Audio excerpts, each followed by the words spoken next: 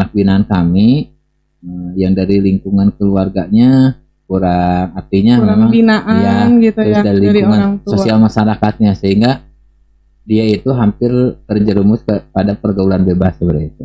Masih. Assalamualaikum warahmatullahi wabarakatuh. Hai Sobat Lizikri, ketemu lagi nih bareng aku Dista Maulidia di podcast Lizikri, selalu berzikir setiap hari. Alhamdulillah nih teman-teman, saat ini sudah ada di hadapan saya narasumber Abah Eki Hermansyah. Halo, Assalamualaikum Abah. Waalaikumsalam warahmatullahi wabarakatuh. Gimana nih Bah kabarnya? Alhamdulillah luar biasa baik. Alhamdulillah luar biasa baik ya Bah, berarti udah siap menjawab persoalan-persoalan yang memang mungkin perlu penjelasan bagi sebagian orang yang belum mengetahui teras yatim. Mau nanya nih Mbah, bagaimana awal mula atau sejarah berdirinya teras yatim Indonesia? Oh ya, baik. Teras yatim Indonesia itu adalah salah satu program sosial yang berada di bawah Yayasan Lizikri. Nah, kebetulan kalau teras yatim Indonesia dengan Lizikri itu kalau tahun berdirinya berbeda ya. Berbeda dengan Yayasan Lizikri. Jadi sekitar 1 tahun lah. Nah, kalau menurut tahunnya itu 1 tahun.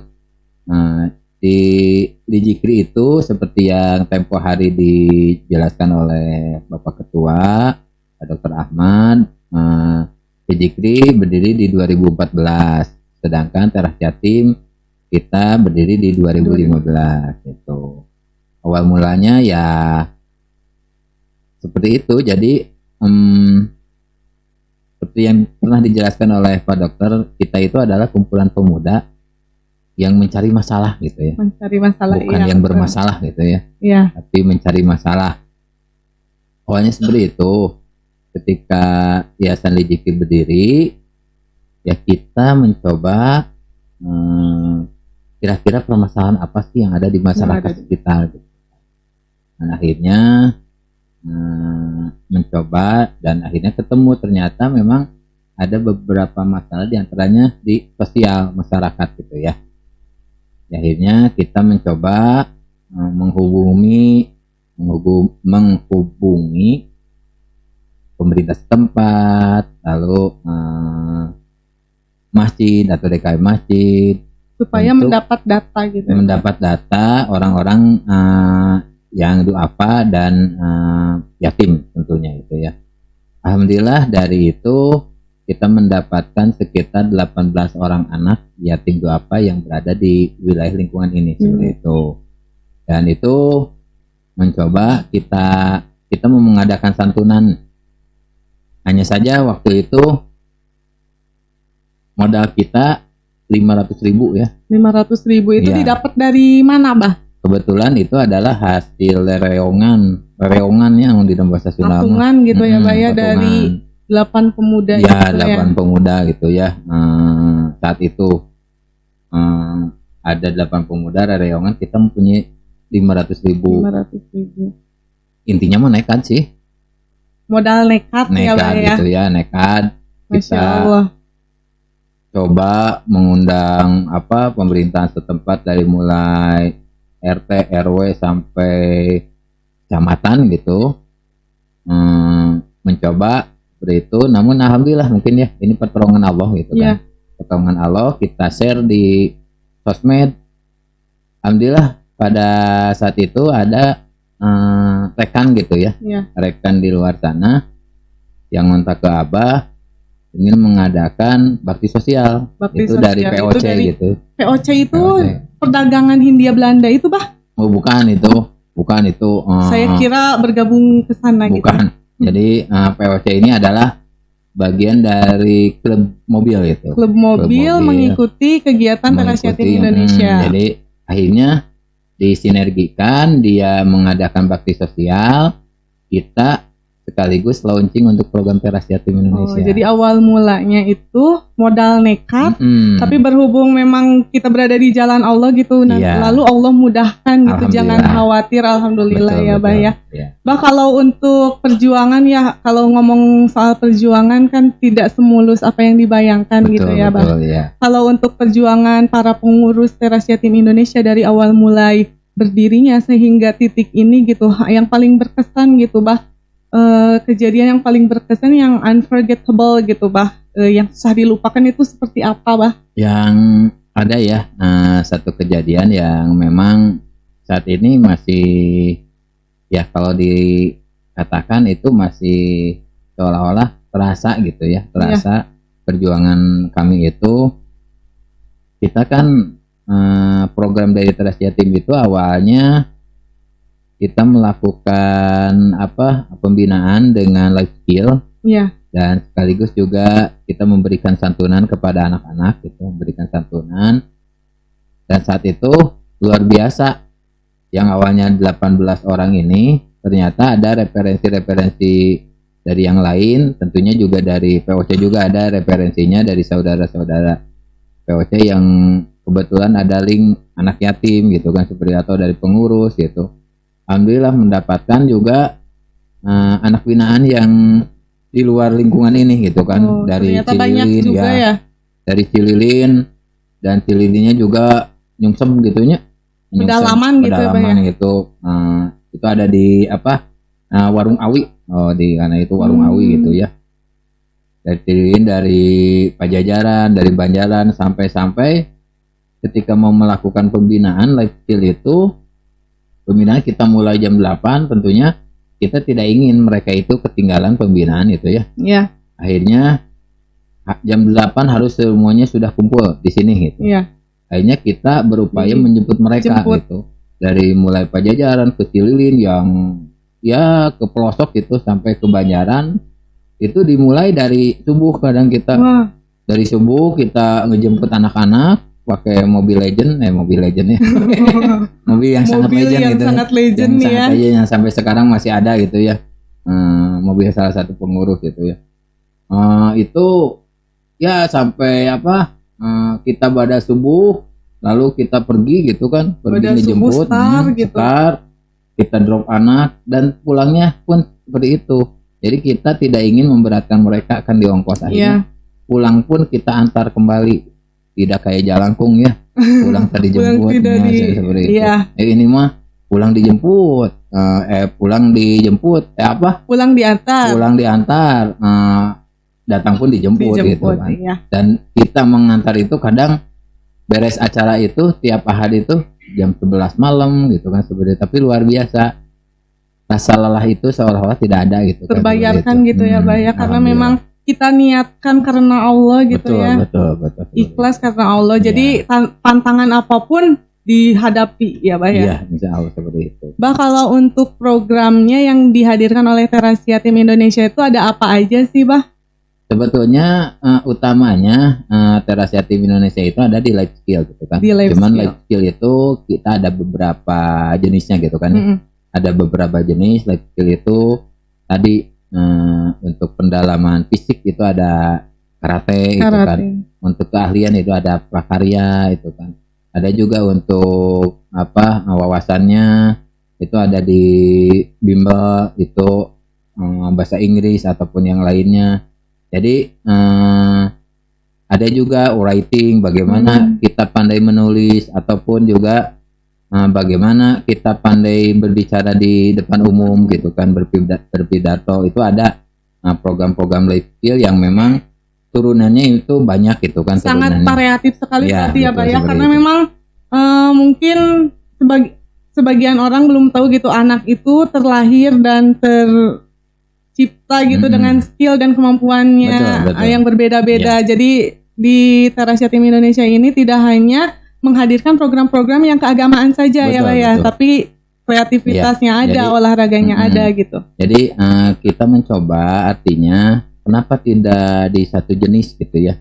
Pembinaan itu misalkan ada kan salah satu sana itu hafid gitu kan. Kita juga ada orang yang dihafid Quran kan gitu kan. Jadi kita mencoba stimulus anak-anak gitu kan, stimulus anak-anak, karena memang pada dasarnya anak-anak itu passionnya ya atau bakatnya memang berbeda-beda gitu kan. Bakatnya berbeda-beda. Jadi dengan seperti itu nanti akan tersaring dia itu bakatnya di mana kan, seperti itu. Iya betul ya Bah ya. Bah, kalau untuk jumlah anak binaannya kan dari awal berdiri itu ada 18 orang. Betul ya. Nah, kalau untuk saat ini udah ada berapa orang sih anak binaan Teras Yatim Indonesia? Alhamdulillah untuk anak binaan ya makin hari kita makin berkembang gitu ya. Itu juga dari wilayah sini ada penambahan, terus juga dari yang wilayah yang lainnya gitu kan. Kebetulan sekarang kita sudah bukan menjarah gitu ya, kita menerima juga wilayah-wilayah yang lain gitu kan, yang memang Tidak hanya perlu daerah Bandung ya. perlu dibantu, baik itu untuk pendidikannya ataupun terutama pendidikan gitu kan, terutama pendidikan supaya anak-anak binaan kita ya Teras Yatim itu tidak mandek di pendidikan ya, seperti itu. Jadi sekarang alhamdulillah untuk kisaran jumlah itu sekitar dari anak binaan itu ada 78 anak binaan gitu ya. 78 anak binaan itu ada semua diasramakan atau bagaimana, Bah? Untuk asrama kebetulan perjalanan asrama itu memang sangat unik gitu ya. Sangat unik. Jadi kita awalnya karena memang ada beberapa anak ataupun juga ada beberapa permintaan untuk ada asrama gitu kan. Awalnya memang kita mencoba tetap polanya seperti itu, kita pembinaan anak-anak itu ya, kita jemput yang jauh, polanya seperti itu terus gitu ya. Kita pembinaan, kita beri keahlian untuk mereka, itu bagian dari bekal hidup.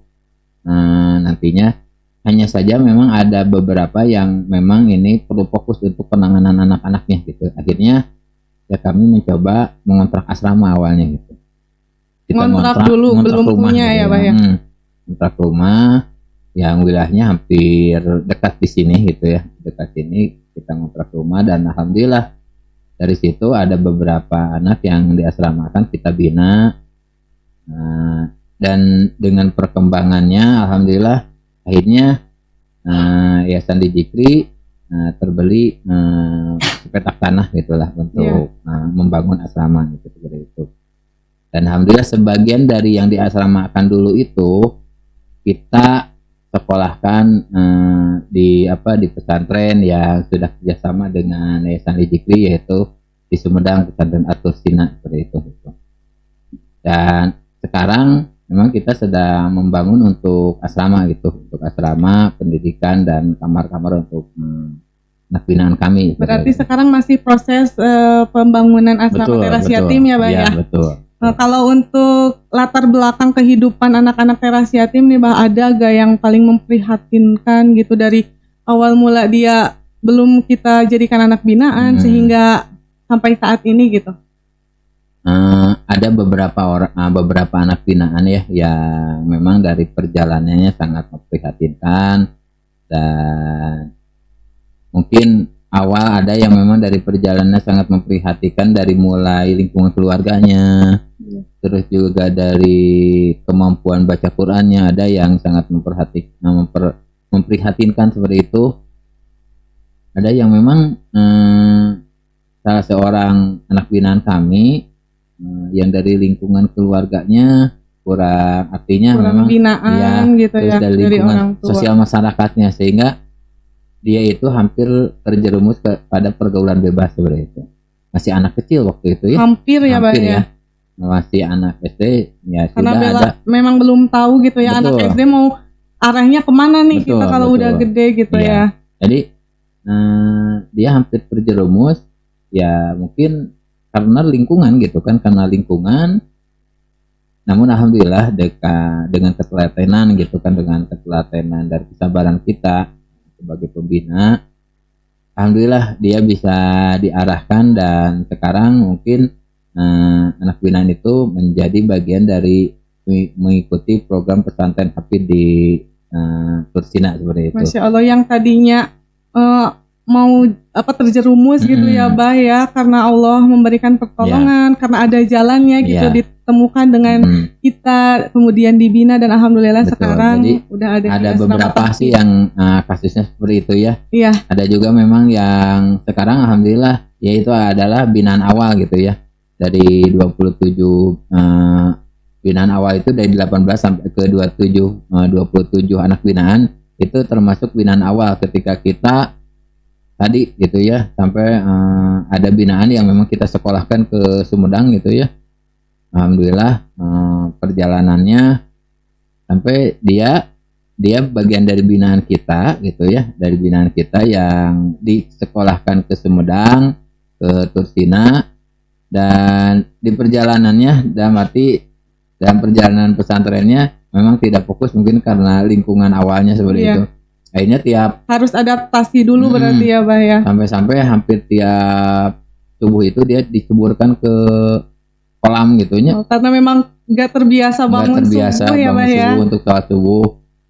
Dia dikeceburkan gitunya ke balong gitu, ke kolam gitu kan seperti bentuk itu. Punishment dari gitu ya, dari hukuman dari pesantren ya. Itu. Alhamdulillah sekarang dia menjadi bagian dari salah satu pengajar di pesantren tersebut gitu. Yeah. Dia luar biasa kemampuan baca Qurannya, hampir dia itu hampir lagam Imam Madinah. Imam Madinah itu tahu lagamnya gitu. Masya seperti Allah. Itu luar biasa itu sebenarnya. Kalau untuk harapan nih Bah, harapan kedepannya buat Teras Yatim Indonesia bagaimana? Harapan secara umum gitu ya. Untuk yang pertama, kita memang tidak mempunyai harapan lebih dari anak-anak gitu kan. Artinya kita tidak mempunyai harapan untuk anak-anak harus berbalas budi ke yayasan, enggak seperti itu ya. Yeah. Hanya saja kita ingin harapannya bahwa anak-anak binaan Teras Yatim ini, Yayasan Lijikri, menjadi orang yang bermanfaat di lingkungannya dan berguna, berdaya guna dan bermanfaat di lingkungannya. Seperti halnya di dalam hadis Khairunas Ampahum Linas ya, sebaik-baiknya manusia adalah yang bermanfaat bagi manusia yang lainnya. Ini ya seperti itu. Dan yang kedua, karena memang salah satu sekarang itu kita sedang membangun gitu kan, membangun asrama. Harapannya ya memang bisa segera terlaksana gitu ya, pembangunan itu segera selesai gitu ya Pak. Pembangunan asrama itu bisa segera tertuntaskan gitu kan, selesai, sehingga anak-anak yang memang mungkin dari awal kita mengaji di sini gitu kan, di sini sekarang anak binaan sudah makin banyak dan ya tempat mengajinya juga terbatas gitu kan, seadanya gitu tempatnya ya Pak ya. Kalau di bahasa Sunda mah pas sesedok gitunya, pas sesedok gitu kan. Gerin usik, itu tonggoroning sempit ya Pak ya. Kalau situtnya baunya kemana gitu kan. Kecium seruangan gitu Pak ya. Itu jadi ya kita ingin mempunyai tempat yang layak gitu kan untuk anak-anak. Baik itu ada kamarnya untuk yang nanti yang mukim gitu kan, yang diasramakan. Itu juga ada ruangan untuk belajar yang memang layak untuk anak-anak, sehingga ya dalam pengajaran, dalam pembinaan anak-anak kita lebih fokus seperti itu. Masya Allah sekali ya Sobat Lizikri, begitu dahsyatnya keagungan Allah gitu, dari mulai mulai modal nekat gitu ya, sehingga terciptalah, berdirilah gitu Teras Yatim Indonesia, karena memang Allah akan memudahkan bagi orang-orang yang berada di jalannya. Nah berarti lagi proses pembangunan ya Bah ya Teras Yatim Indonesia. Betul, ya. Buat teman-teman yuk kita lihat cuplikan pembangunan Teras Yatim Indonesia seperti apa ya. Assalamualaikum warahmatullahi wabarakatuh. Alhamdulillah dari waktu ke waktu Teras Yatim Indonesia terus berkembang. Dari awal hanya sedikit anak yang dibina, kini lebih dari 50 anak binaan yang ada di Teras Yatim Indonesia.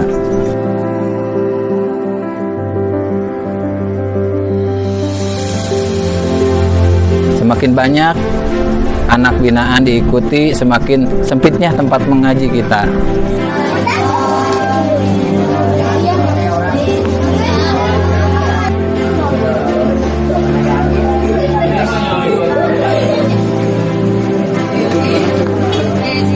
Kini kami Teras Yatim Indonesia bersama Lajli Jikri sedang berupaya membangun sebuah asrama sekaligus tempat mengaji.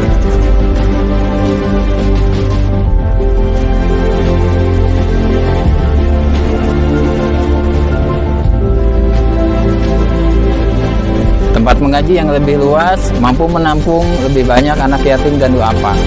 Kami memohon kepada para donatur bantuan ulur-uluran tangannya agar tempat mereka belajar bisa terselesaikan. Kesempatan Anda beramal jariah.